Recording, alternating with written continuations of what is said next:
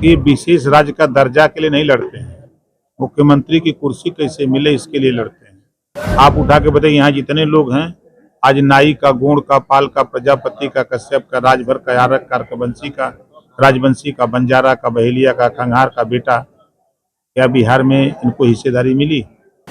जब हिस्सेदारी देने की बात आती है तो ये सरकारें भाग खड़ी होती हैं। देखिए, अभी हम अकेले अपने दम पर पार्टी के संगठन को विस्तार में लगे हुए हैं। जब आएगा चुनाव तो देखा जाएगा। नमस्कार, मैं युवराज, आप देख रहे हैं डेमोक्रेटिक लाइव। देखिए, इस वक्त हमारे साथ ओम प्रकाश राजभर है और उन्होंने साफ तौर से कहा कि विशेष राज्य का दर्जा कुछ नहीं होता है। ये मुख्यमंत्री की कुर्सी पाने के लिए ये लोग लुभावने वादे करते हैं और लोगों से वोट ले लेते हैं और बाकी बात सारे वादे भूल जाते हैं। क्या कुछ कर रहे हैं ओम प्रकाश राजभर, आप खुद सुनिए।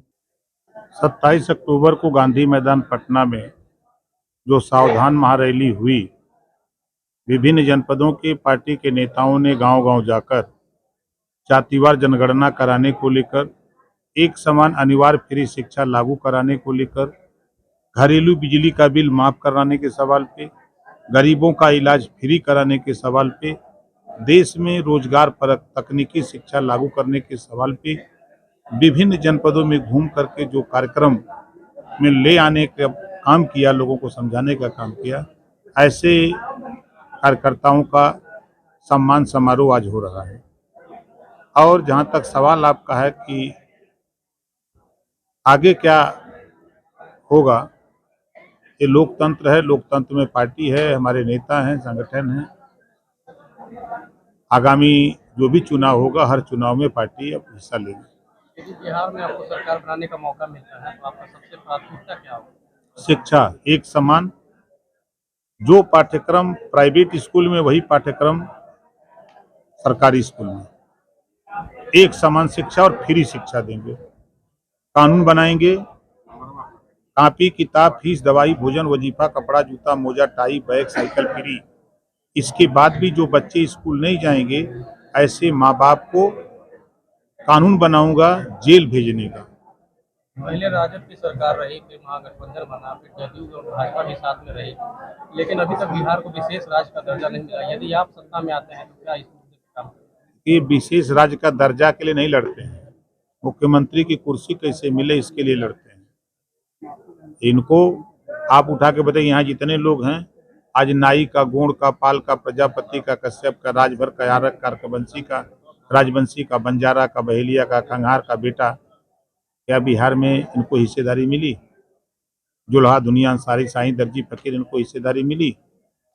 जब हिस्सेदारी देने की बात आती है तो ये सरकारें भाग खड़ी होती हैं, नेता भाग खड़े होते हैं। वोट लेना होता है तो सामने खड़े हो जाते हैं। 2025 के चुनाव में आप गठबंधन महागठबंधन के साथ होंगे या स्वतंत्र रूप से चुनाव लड़ेंगे? अभी हम जनता के साथ हैं, वर्तमान में आपके सामने हैं। चुनाव की बात कर रहे हैं 2024 का 2024 का चुनाव, अब वही कहावत। स्वतंत्र रूप से यहाँ पे आप उम्मीदवार खड़ा करेंगे या किसी? देखिए, अभी हम अकेले अपने दम पर पार्टी के संगठन को विस्तार में लगे हुए हैं। जब आएगा चुनाव तो देखा जाएगा। एक सवाल और है सर, जैसे कि बिहार में सबसे बड़ा मुद्दा, खासकर युवाओं की बात की जाए तो नौकरी सबसे बड़ा मुद्दा रहा और हमेशा जो है कि इस मुद्दे का लाभ उठा करके लोग जो है कि वोट ले लेते हैं और अपनी सरकार बना लेते हैं। यदि आप सत्ता में आते हैं तो युवाओं के लिए तकनीकी शिक्षा क्यों नहीं लागू हो रही है? कक्षा 4 से मोबाइल बनाना, मोटरसाइकिल, पंखा, लाउडर, फ्रिज, एसी, इस तरह के 100 विषय बने, एक विषय पढ़ना अनिवार्य कर दिया जाए। नहीं नौकरी मिलेगी, नहीं कोई फैक्ट्री में काम मिलेगा। अपने हाथ में हुनर होगा तो कुछ न कुछ, जो बेरोजगारी बड़े पैमाने पर है, तो नौजवान खुद रोजगार कर सकता है। उसके लिए तो कुशल युवा कार्यक्रम चल रहा है राज्य में। कोई कार्यक्रम नहीं, आप बताओ कहाँ है? इस विद्यालय में, चुनिंदा विद्यालयों में चल रहा है।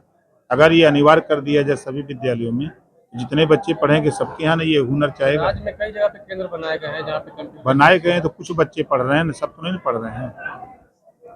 अब जैसे आपके मीडिया में कई सिस्टम बने हैं, राष्ट्रीय चैनल हैं, राज्य चैनल हैं, लोकल चैनल हैं, सबका अलग अलग सिस्टम है ना। तो उसी तरह हम चाहते हैं एक समान कानून, एक समान संविधान। जब एक है, देश एक है, प्रधानमंत्री राष्ट्रपति एक है, तो शिक्षा और जो भी कानून बने वो एक समान बने।